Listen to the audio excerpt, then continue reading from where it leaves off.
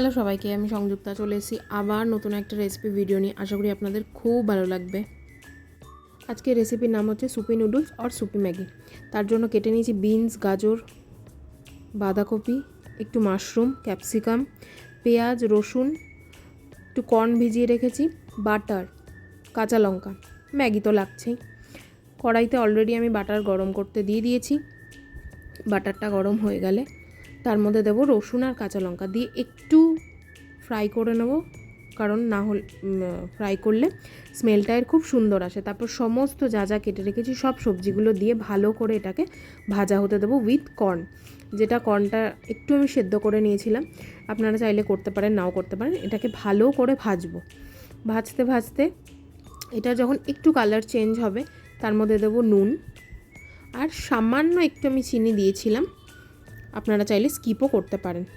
ভালো করে এটাকে ভেজে নিয়ে তারপর এটার মধ্যে দেব হচ্ছে আলাদা করে আমি একটা ছোট বাটিতে tomato sauce, soya sauce, chilli sauce হালকা করে আর ম্যাগি মশলাটা গুলে রেখেছিলাম, ওটাকে এবার এই ভাজাটার মধ্যে দিয়ে দেবো। যখন সবজিগুলো সব ভাজা হয়ে যাবে দিয়ে একটু ভালো করে এটাকে কষিয়ে নিয়ে তার মধ্যে অ্যাড করে দেব হচ্ছে আমি একটু গরম জল। আমি সবসময় গরম জল দিতে প্রেফার করি, আপনারা চাইলে ঠান্ডা জলও দিতে পারেন, বাট আমি গরম জল দিয়েছিলাম।